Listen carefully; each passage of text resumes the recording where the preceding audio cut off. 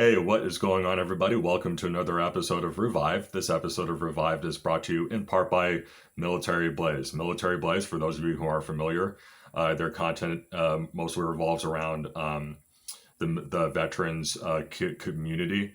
Uh, community. That word always rolls off the tongue so easy for me. If that's you, if you're a military vet, which I'm not, then their content is definitely something worth checking out. So go check them out in the link in my description. You won't be sorry. So with our sponsor out of the way, let's go ahead and get into today's episode. So today we're going to talk about, or actually I have it written down right here. Hang on. Today we're going to talk about blah, blah, blah. And then in a few seconds, we're going to talk about blah, blah, blah. And then some more of blah, blah, blah. And that's today's episode. Have a good rest of your day, everybody. No, I'm kidding. Today we're going to talk about the fitness journey. And I hope most of you guys got that joke. If not, then this is just awkward as fuck. But today we're going to talk about the fitness journey. And why do I call it the fitness journey? Well, because it's a journey. It's a process. Just like anything that you set your mind to doing. Everything just takes time. And for some people, it could take a year, 2 years. For me, it took 8, 10, 20 years. Just as long as you're focused and you're consistent and you're keeping your eye on the prize and you're not stopping until you reach your end goal. That's really the only thing that matters at the end of the day.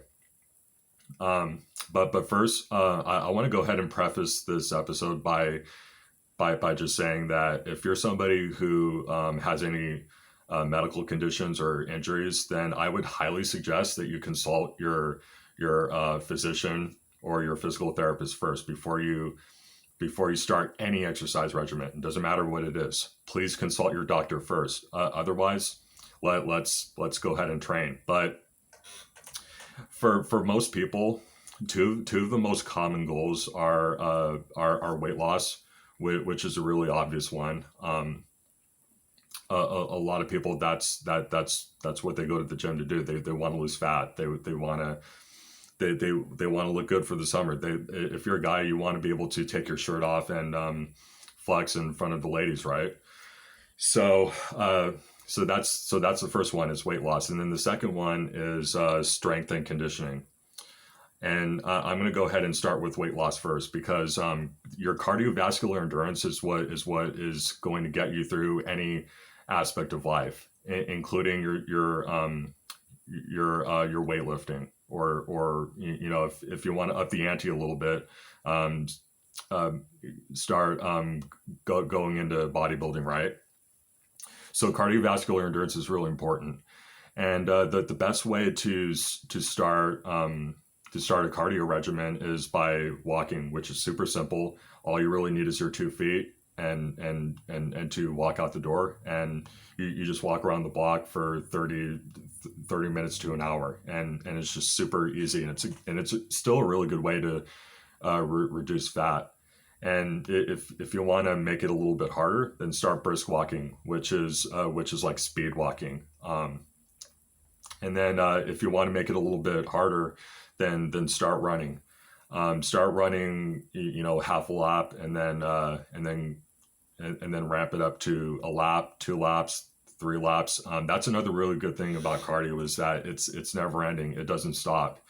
You really only do what you can handle at the moment. And look, I talk all the time about, getting out of your comfort zone and doing more than what what you think you're capable of doing. But I would say don't do anything that you literally can't physically do. So if you can't do 4 or 5 laps right now without almost passing out or having a heart attack, then don't do it.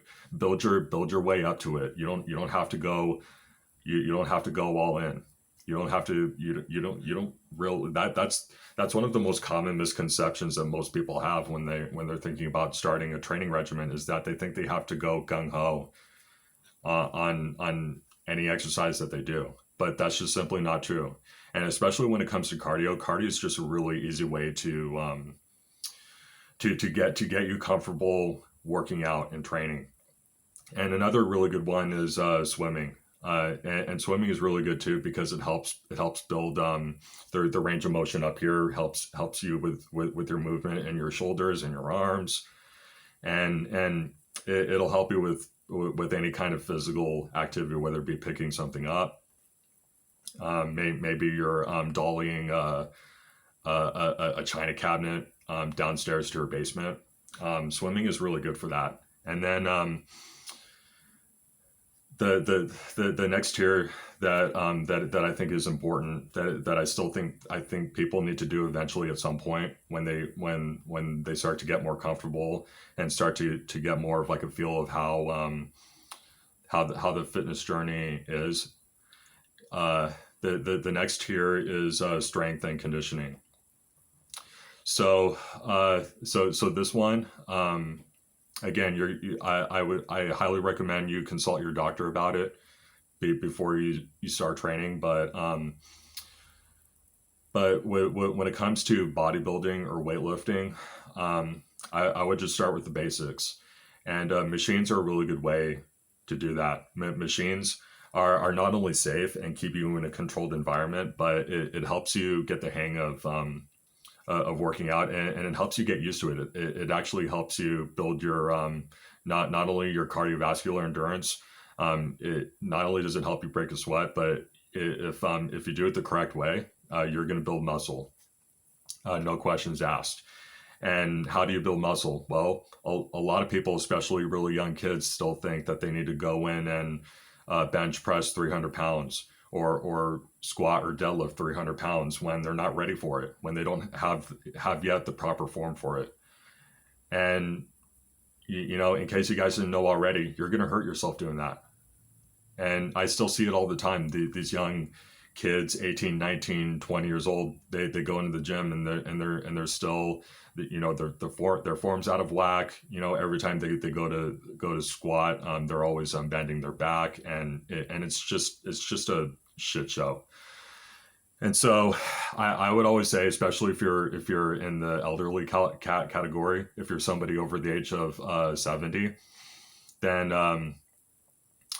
I would highly suggest that you start with the machines, because the machines, they help you maintain proper form. And if you want to make it really hard on yourself without having to do a shit ton of weight, then try and do time under tension. For those of you who that don't know what time under tension is, some people just call it TUT, but it's basically you're lifting lighter weight, but you're increasing the reps as you go, and you're doing it more controlled. And what does a controlled rep look like? Well, let's say that this is a bicep curl, and I'm doing lighter weight. So in order to build this guy right here, my bicep, then I have to control it.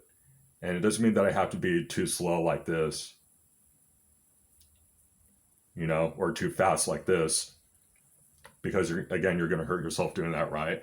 But it's controlled.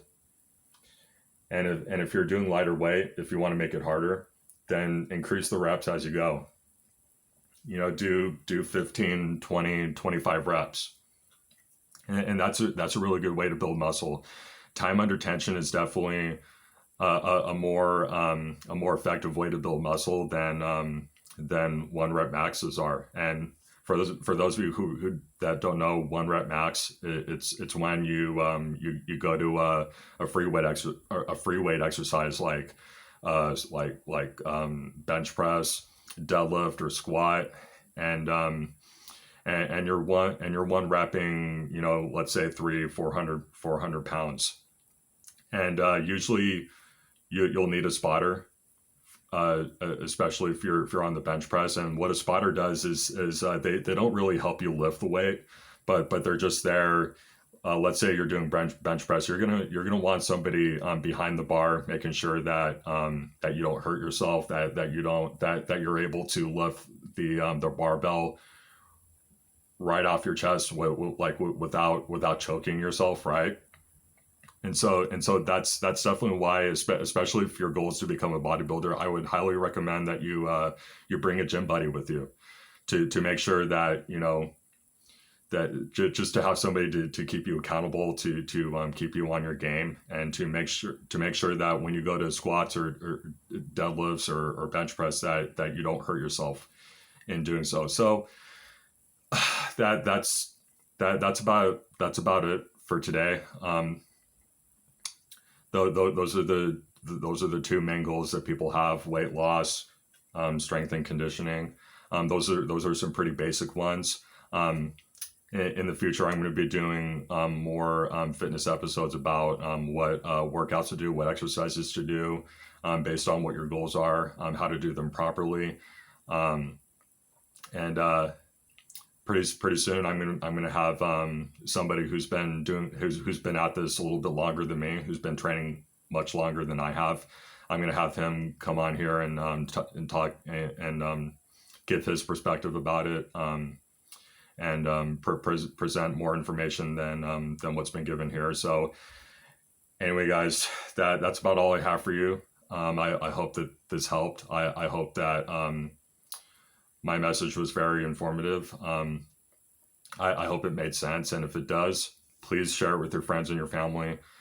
Subscribe if you're watching this on YouTube. Follow if you're watching this on Instagram, because I will be putting out more content like this.